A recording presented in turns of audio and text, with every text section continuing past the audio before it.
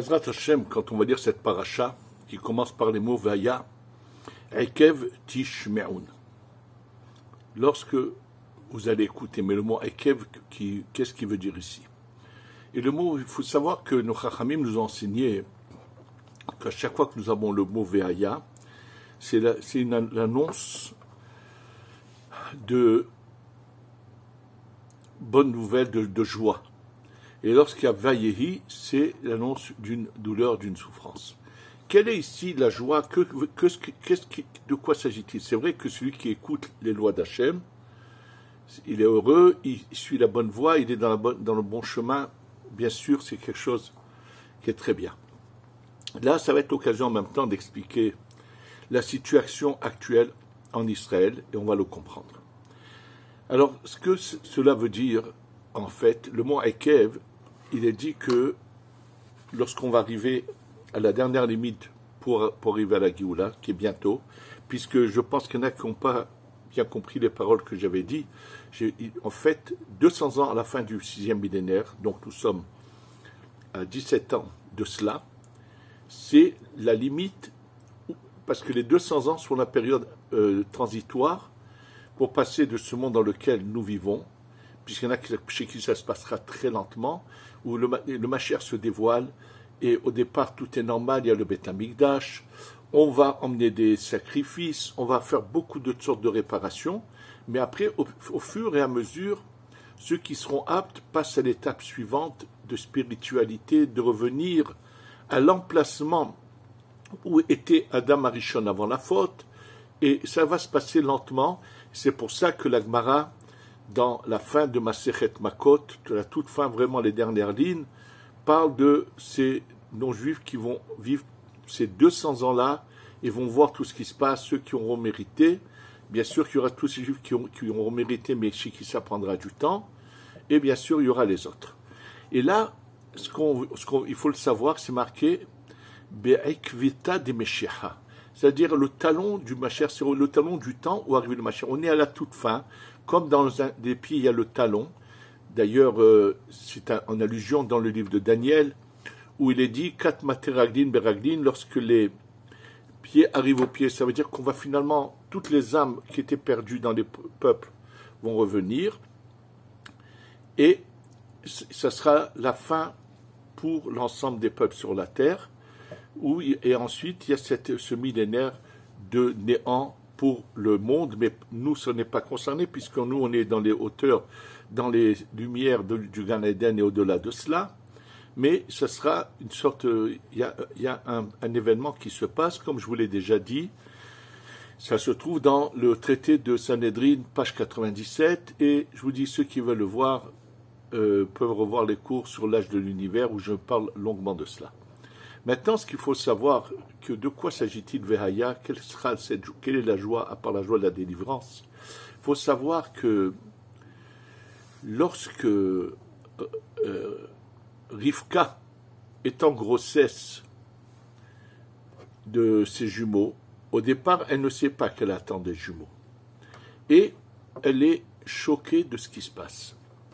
Elle voit que lorsqu'elle passe devant un lieu d'idolâtrie, ça bouge à l'intérieur comme des contractions, on dirait que le bébé veut sortir.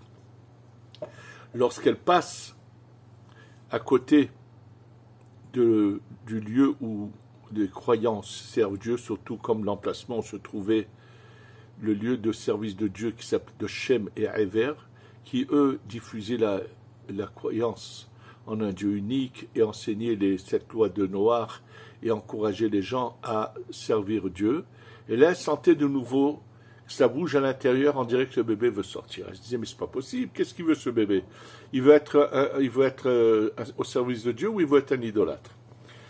Et lorsqu'elle va poser la question, justement dans ce fameux centre de diffusion de Dieu où se trouvent Shem et Ever, et eux sont en contact avec le ciel, qu'est-ce qu'on lui répond?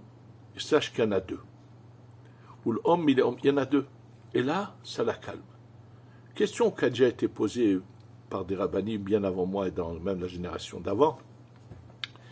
On lui dit qu'elle a un tzaddik, d'accord, mais on lui dit aussi qu'elle a un rachat. Et comment se fait qu'elle est calme? Elle dit oui. Un qui soit complètement tzaddik, je sais que je l'aurai, c'est bon. L'autre, bon, j'en ai perdu un, mais au moins j'en ai un de sûr. Mais un qui sait pas ce qu'il veut, qui danse dans les deux, qui va une fois par là, une fois par là, ça j'en veux pas. C'est la pire des calamités parce que c'est quelqu'un qui ne pourra jamais changer parce qu'il a des calmes consciences avec le peu qu'il fait. C'est d'ailleurs ce qui était le cas de Esav qui avait des calmes consciences. Et ça, il faut le savoir, ça ne peut pas durer éternellement. Il est dit dans la Gemara, En ben David ba, Hachi kulo zakai kulo hayav. Le ben David, c'est le Mashiach ne vient que dans une génération où tous sont méritants ou tous ne sont pas méritants. En fait, ce n'est pas de tout l'ensemble de la génération, mais tout à fait d'autre chose. Que les personnes ont fait finalement leur choix. On choisit un côté ou l'autre. Et il faut que vous sachiez, on a les deux chemins devant nous, mais ou baharta bahaim. Sache choisir le chemin de la vie. Oui, c'est ou la vie ou l'anéantissement total. Et aujourd'hui, on est en train d'assister à cela. Maintenant, écoutez, dans le Zohar nous dit quelque chose que si on n'avait pas vu les événements d'aujourd'hui, on n'aurait jamais pu comprendre, imaginer une telle chose. Le Zohar raconte qu'au moment de la révélation du Mashiach, les nations du monde entier vont se rebeller, ne vont pas accepter, vont penser que, puisque la révélation commence par un homme vivant, donc pour eux, si c'est un personnage vivant parmi nous, on peut le combattre. Ils ne savent pas qu'en réalité, ce n'est que la face extérieure de la révélation du Mashiach qui finalement aboutit, comme je vous l'ai déjà dit, jusqu'à Moshe Rabbeinu qui se révèle. Mais au départ, c'est fait par étape, révélation matérielle, où c'est un homme parmi nous vivants qui commence à recevoir la Neshama du Mashiach, et quel est le signe par lequel nous saurons? C'est le signe qui a été donné dans la Gemara, lorsque, comme je vous l'ai dit dans le cours d'avant, lorsque Bar Korva, qui est appelé Bar Koziva, mais son vrai nom c'est Bar Korva, et il leur dit je suis le Mashiach, Rabbi Akiva pense que c'est vrai, les Chachamim ne l'acceptent pas pour une raison. Vous savez pourquoi? Il lui dit, c'est marqué que le Mashiach, il va avoir un pouvoir que personne n'a, c'est qu'à l'odorat, il peut voir quelqu'un et savoir à l'odorat qui est la personne qui est en face de lui, si elle est bonne, si elle est mauvaise. Il saura d'abord juger le peuple d'Israël, et deuxièmement, il a quelque chose que l'odorat va lui révéler, que personne ne pourra révéler. Et comme il n'avait pas ça, Bar Korva, c'est comme ça qu'ils ont su qu'il n'était pas le Mashiach. D'ailleurs, faut que je vous rappelle cette histoire qui est très connue, qui s'est passée à l'époque de ce faux Mashiach qui s'appelait Shabbatai Tzvi, oui, qui était en Turquie. Comme je vous l'ai déjà dit, Shabbatai Tzvi avait été un potentiel absolument de Mashiach. C'était un érudit d'une grandeur inimaginable. Et ensuite, il s'est mis à faire des choses miraculeuses, mais malheureusement, c'était puisé dans la Touma, dans l'impureté, dans la Sitra Hara de l'autre côté, parce que malheureusement, quand il arrivait à un des niveaux où il commençait à avoir Ruach HaKodesh, d'ailleurs c'est ce qu'il lui-même révèle ensuite à Rabbi Yehuda Ftaya, lorsque finalement Rabbi Yehuda Ftaya va trouver l'âme errante de Shabbatai Tzvi, qui est rentré en Dibouk chez quelqu'un de la génération de Rabbi Yehuda Ftaya, qui s'appelle Bechor. C'est quelqu'un qui est à Bagdad, qui a un problème, que lorsqu'il fait le Kaddish, les choses de sainteté, il entend une voix à l'intérieur lui dire « deviens musulman ». Il ne comprend pas pourquoi lui vient cette voix. Et lorsqu'il finalement il va voir Rabbi Yehuda Ftaya, Rabbi Yehuda Ftaya découvre qu'un dibouk est en lui et qui n'est autre que Shabbatai Tzvi. Donc Rabbi Yehuda Ftaya a entendu l'histoire de la bouche de Shabbatai Tzvi. Shabbatai Tzvi lui raconte à quel niveau il était arrivé, contrairement aux historiens qui ont fabulé sur Shabbatai Tzvi, ils ont inventé toutes sortes de choses, alors que là, il y a l'histoire racontée par lui-même, arrivé à un très très très haut niveau, inimaginable où personne dans notre génération n'a pu atteindre, ou je ne sais pas depuis combien de générations personne n'a atteint ce niveau. Malheureusement, il va trébucher avec une femme mariée, une voisine à lui, et comme il est tellement haut, ça le fait chuter d'une manière vertigineuse, et ça va être une horreur tout ce qui va se passer. Mais pourquoi il arrive à convaincre tellement de gens? Parce qu'il fait des miracles.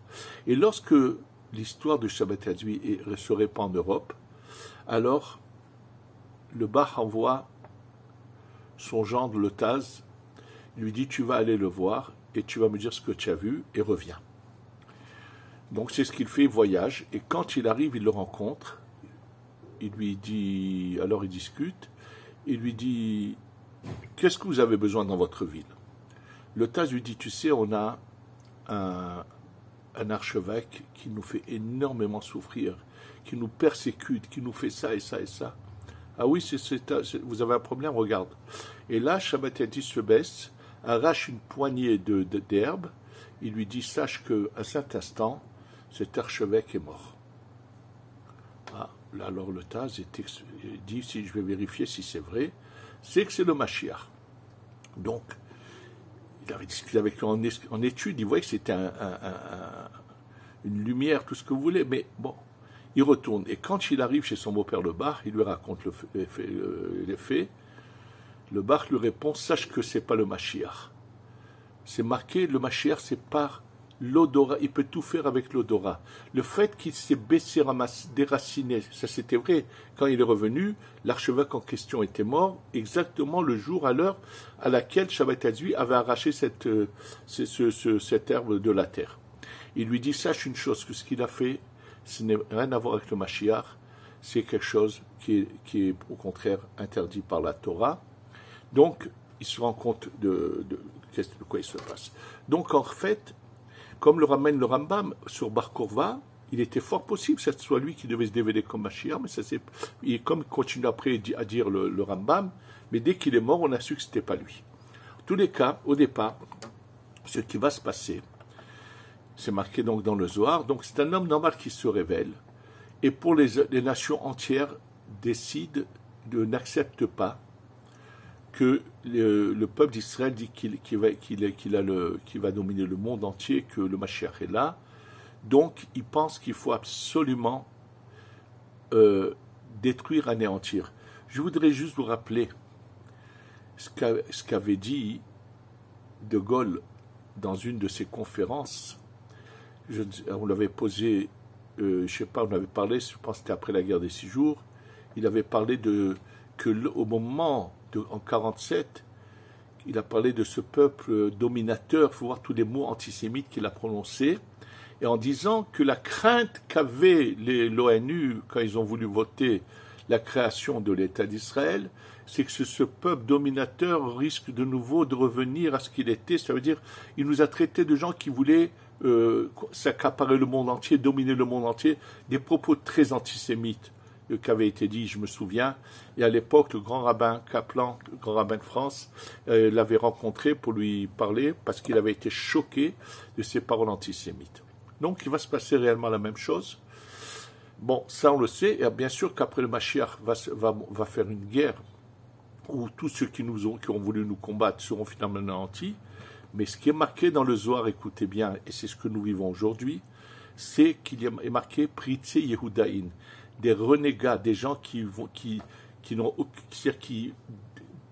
veulent percer, faire sauter le judaïsme, vont tout simplement aller s'associer à nos ennemis pour nous combattre.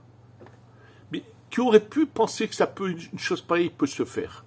Comment c'est possible? Eh bien, vous avez aujourd'hui la réponse. Aujourd'hui, en Israël, il y a ces personnes commencent à révéler leur vrai visage. Ces anarchistes qui veulent par la force imposer leur pouvoir. Jusqu'à présent, il y avait en fait un pouvoir qui dépassait le pouvoir qui a été voté par le peuple. Oui, la haute cour de justice en Israël se donnait tous les pouvoirs et était là pour donner raison à nos ennemis, empêcher souvent l'armée d'intervenir par rapport à des terroristes, ou à obliger l'armée à rendre des corps de terroristes, ou empêcher l'armée de détruire les maisons de terroristes, et combien j'en passe, et également en ce qui concerne l'application du judaïsme, ils n'ont fait que constamment aller à l'encontre des lois de la Torah. Ils se donnent tous les pouvoirs, alors qu'ils n'ont été élus par personne. Et là, enfin, comme la Géoula, la délivrance commence, alors il y en a qui ont compris qu'il fallait arrêter que ces anarchistes, ces gauchos, ces gens qui ont ni foi ni loi, qui par exemple, sans aucun scrupule, le jour de Tisha B'Av, vont ouvrir les restaurants, manger en public, bafouer de toutes les manières possibles et imaginables le judaïsme, eh bien, il y a des gens aujourd'hui. Alors, quels sont les moyens qu'ils ont utilisés? Entre autres, ceux qui ont des périodes à l'armée ont décidé qu'ils ne viendraient plus servir. Ça veut dire aussi bien ceux qui étaient des gens sur lesquels Israël a investi énormément d'argent, pilotes de guerre qui reçoivent des sommes faramineuses d'argent. Et eux, on ont tous dit clairement, ils ont fait des pétitions, qu'ils ne se présenteraient pas et qu'ils étaient prêts à mettre le pays au chaos, à détruire, essayer de détruire l'économie. Il y a eu même des médecins qui se sont mêlés à cela, qui ont décidé de ne pas travailler. Ça veut dire par la force, imposer tout simplement le fait que le gouvernement a décidé de limiter ce pouvoir de gens qui n'ont été votés par personne, qui leur semble raisonnable ou irraisonnable, c'est eux qui décident, et ils ont le droit de faire ce qu'ils veulent avec, soi-disant, ils ont le droit de ce qui est raisonnable à leur idée, c'est ça qui doit dominer. Et là, la loi est tout simplement dit que c'est fini de dire ce qui est raisonnable ou pas raisonnable. S'il y a des lois qui justifient votre décision, oui, il n'y a pas de loi qui justifie votre décision, non.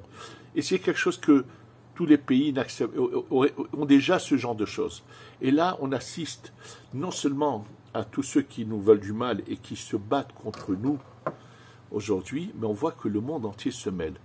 Parmi eux, ce vieillard qui dirige les États-Unis, M. Biden, qui sans aucun scrupule se mêle et veut donner des ordres à l'État d'Israël, se mêle de la politique intérieure de l'État d'Israël. Comment? Depuis quand cette ingérence? Qui il est pour se mêler?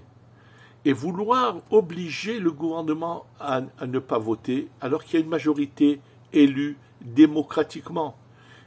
Il n'y a pas que lui, l'Allemagne, d'autres pays, le monde entier. Le monde entier ne nous supporte pas. C'est marqué « Alachahi Esav sonné le Yaakov ». Oui, le Esav, Haï et Yaakov. Oui, malheureusement, dans le monde entier, il faut savoir qu'il y a un grand nombre, la majorité ont développé une haine contre le peuple d'Israël, et cette haine est surtout vue par le fait de la réussite, du fait qu'on a le dessus et qu'on est proche d'Hachem. Oui, ils ne le supportent pas. Et donc aujourd'hui,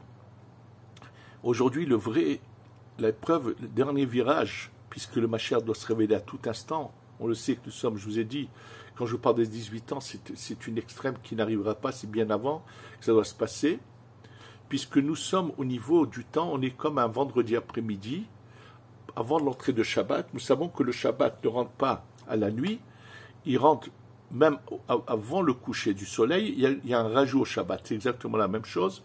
Donc on est dans l'après-midi du vendredi après-midi, oui, puisque le 6e millénaire c'est un vendredi, c'est le Ramban qui en parle, et c'est ramené dans beaucoup d'autres livres.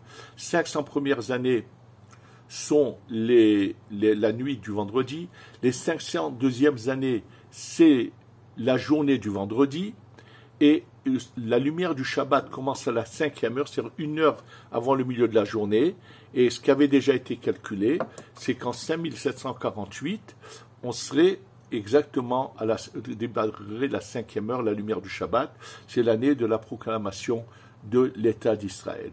Et au fur et à mesure, la lumière du Shabbat approche, celui qui en a beaucoup parlé, c'est Rabbi Yitzhak El-Fiyeh, dans un livre qui s'appelle Kuntras Ayahieli. Si je devais prendre le temps de vous lire, ça prendrait du temps. Il est clair là-bas, il parle de... Lui a vécu le début de l'État d'Israël. Lui, Rav Yitzhak Elfiyeh, habitait dans la vieille ville de Jérusalem et qui est tombé aux mains des Jordaniens. Et lui voulait que lorsque la ville est tombée aux mains des Jordaniens, il voulait que ceux qui sont allés négocier la reddition posent comme condition qu'au moins 10 familles juives restent sous domination jordanienne. Ça n'a pas été fait, ça n'a pas été le cas. Mais lui a écrit tout cela bien avant.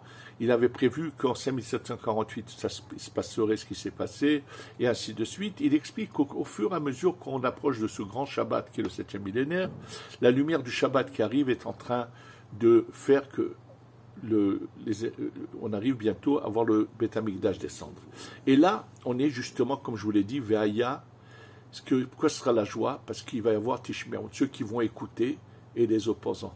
C'est-à-dire tous ceux qui acceptent le joug de Dieu seront du bon côté, et tous ces idolâtres, tous ces mécréants, tous ces athéistes, tous ceux qui combattent le judaïsme comme ils le font aujourd'hui. Alors, qu'est-ce que dit le Zohar? Donc, finalement, ces gens-là ont commencé déjà à retourner leur veste et à essayer de faire du tort à l'existence de l'État d'Israël actuel, mais ça va être pire que ça. Lorsque le Mashiach se révèle et commence les guerres, ils vont aller de l'autre côté. Mais là, ils doivent savoir ce qui les attend.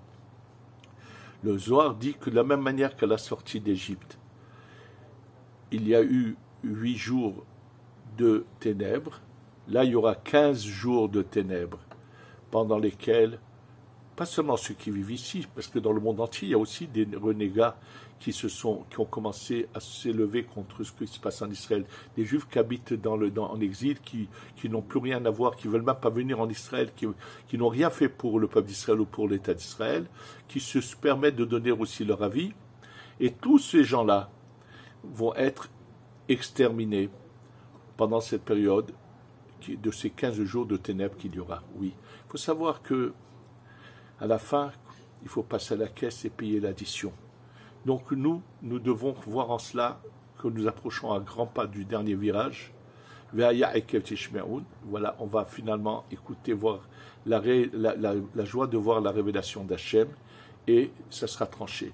Et je voudrais à l'occasion dire, oui, à beaucoup de gens qui se prennent pour des gens religieux, mais qui finalement, au fond d'eux-mêmes, ce qui compte dans la vie, c'est leur plaisir personnel, de donner libre cours à tous leurs vices et se faire ce qu'ils ont envie de la vie.